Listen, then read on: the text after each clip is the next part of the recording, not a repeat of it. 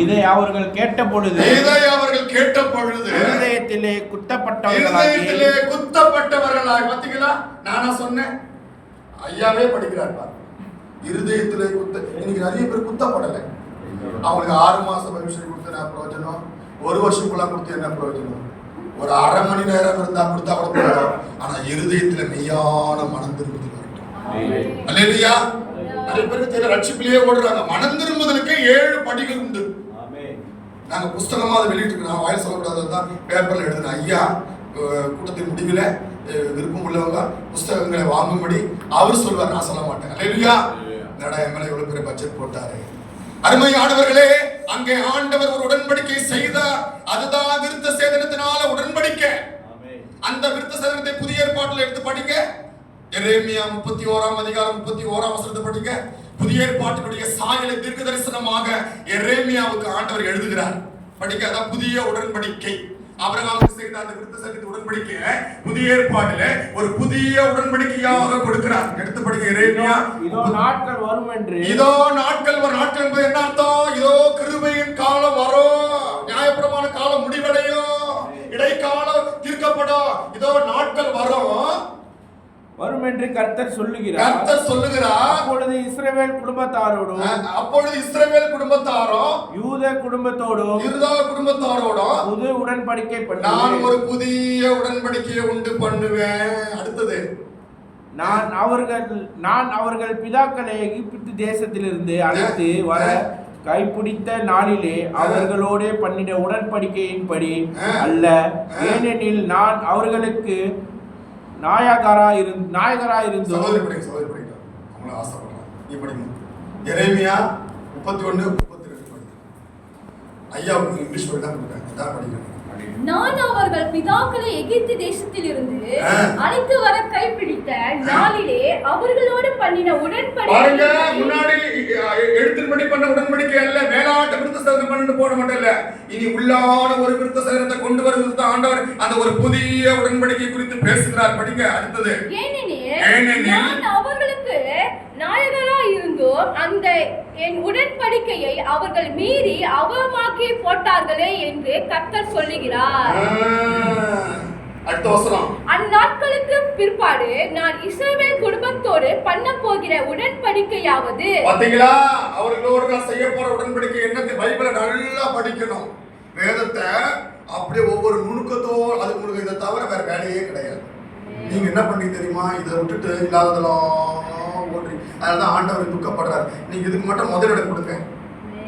சங்கீதக்காரர், ஆண்டவரே கர்த்தரை எனக்கு முன்னாடி நான் வைத்தேன். நான் ஏன் உங்க வீட்டுல அசை வருது? எதனா ஒண்ணு சொன்ன உடனே பயந்துடுறீங்க. டாக்டர்காரங்களுக்கு சுகர் இருந்த உடனே பயந்துடுறீங்க. எங்க அம்மா அப்பா, எங்க அப்பா 40 நாள் உபவாசம் 4 முறை எடுத்தாங்க. 150 சங்கீதங்களை மனப்பாடமா சொல்லுவாங்க. நீதிமொழி முழுது மனப்பாடமா சொல்லுவாங்க. நான் ஊழியக்காரன் தான். நான் கூட சோறு போட எங்க அம்மாவுக்கு ஃபோன் பண்ணிட்டே, வேலையே காணிக்கே வேண்டாடா, வீட்டுல வந்து ஜெபம் பண்ற ஆர்டர் வழியை திறப்பாருடா, காகத்தை அனுப்புவார் போடாங்க. 5 பேர் இங்கிலீஷ் மீடியம் தான் படிக்க வச்சாங்க. எங்க அப்பா ரயில்வே ஆஃபீஸர் ரிசைன் பண்ணிட்டு வந்தாரு. சொந்த வீடு எங்க அப்பா கட்டின உடனே அப்ப பிறக்கல. நான் அந்த வீட்டை விட்டு வெளியே பிரச்சனைகளை கண்ட உடனே தன் அண்ணன் தம்பிலாம் பிரச்சனை, அம்மா சொன்னாங்க அந்த வீடை விட்டுட்டு வா, மரத்தடிக்கு போலாம் வா. பைபிள 26 முறை மரத்தடியில் படிச்சாங்க. 5 கோடி ரூபாய் இந்தியன் ரூபாய் 5 கோடி ரூபாய் இடத்த ஆண்டு அம்மா காலத்துக்கு கொடுத்தாரு. இங்கிலீஷ் மீடியம்ல தான் நாங்கள் 5 பேரை படித்தோம். 5 பேரை நம்ம கிறிஸ்டியன் மேரேஜ் பண்ணிக்கிறேன். அவ்வளவு விசுவாசம். அல்லேலூயா, அல்லேலூயா. சனி ஞாயிறுனா எங்களுக்கு சாப்பாடு கிடையாது, உபவாசம் போட்டு சின்ன பிள்ளைகள் கூட அந்த 5 பைசா சாக்லேட் கிடைக்கும். அந்த சாக்லேட்டை நாங்கள் விட்டு இப்படி சாப்பிடுவோம். பசி உபவாசத்தை தான் இருக்கணும். அல்லேலூயா. எங்களை கூட போய் சண்டே ஸ்கூல் விபிஎஸ்ல அனுப்பிட்டு அந்த சர்ச் வாசல்ல உட்காந்துப்பாங்க. 5 நாளாக விபிஎஸ்ல தான் உட்காரணும். அப்படி வளர்ந்து தான் இன்றைக்கு ஆண்டவர் எங்களை மகாராஜா மாதிரி சொல்லுங்க. நல்ல காடி வச்சிருந்ததுதான் பெரிய ஆள் நினைக்கிறீங்களா? அதெல்லாம் குப்பை. அது உங்க கால்கிட்ட தான் வைக்கணும். அல்லேலூயா. நீங்க அதை பார்த்து ஐயோ இதை வச்சுக்கிறேன் அதை வச்சுக்கிறேன், அது அசிங்கமா இருக்கு. அதில் ஒன்றும் கிடையாது. எங்க அப்பா காசு எடுத்து ஷூ கிட்ட தான் வைப்பாரு. நீ பணத்தை பெருசாச்சு, அந்த பணம் உனக்கு பின்னாடி துரத்திக்கிட்டு வரும். நீ நினைச்சு போய் ஆண்டு 2000 வெள்ளி கொடுத்து, ஏன் 2000 வெள்ளி? ஒரு மாசத்துக்கு 1 லட்சம் வெள்ளி உங்களுக்கு ஆண்டு தருவார். தரமாட்டார்ல. நீ என்னன்னா அவர் கொடுத்துடணும், இருதயம் மாறிடும். அப்புறம் உன் வழியில நீ ஓடிடும். அதுக்கு தான் அவர் கொடுத்து கொஞ்சம் யோசிக்கிறார். அல்லேலூயா. பக்கத்துல தாய்லாந்து இருக்கு, அம்மா சொல்லல. அதுக்கப்புறம் இங்க இந்தோனேஷியா இருக்கு. அப்புறம் எல்லாம் அங்கங்க அவங்க கூட்டாங்க ஓடுருவேன். கொடுத்தவரை மறந்துடுவேன்.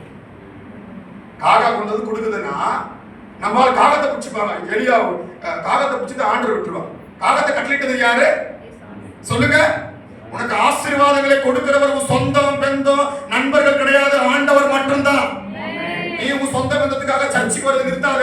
எந்த ஆளை நம்பி சர்ச்சைக்கு வருது நிறுத்தியோ அந்த ஆள் தான் உனக்கு காலை வாரி விடுவான். நான் உண்மையை சொல்லித்தரேன்.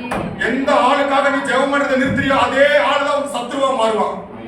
ஆனா உன் சொந்த பந்தம் வரும்போது சொல்லு, சர்ச்சைக்கு அம்மா இன்னைக்கு முக்கியமான ஒரு பெரிய பிரைம் மினிஸ்டரை நான் பார்க்க போறேம்மா, வேணா நீயும் மாமா கூட்டிட்டு போறேன். அந்த பிரைம் மினிஸ்டர் இருக்கிற வந்து பாரு, பெரிய தத்துவம் எனக்கெல்லாம் வெயிட் பண்றாருமா. 9 மணிக்கு கூட்டம், நான் 8 மணிக்கு தத்துவம் பார்க்க போனோம். நீ 9 மணிக்கு கூட்டத்துக்கு ஆண்டு 8 மணிக்கு வந்து வந்துடுவாரு. என் புள்ள வருதான். ஆனா நீ இவ்வளவு பெரிய ராஜாவை வேண்டான்னு தள்ளிட்டு உலக நண்பரை நம்பி போக நான் இப்ப எழுதி தரேன், சைன் போட்டு தரேன்.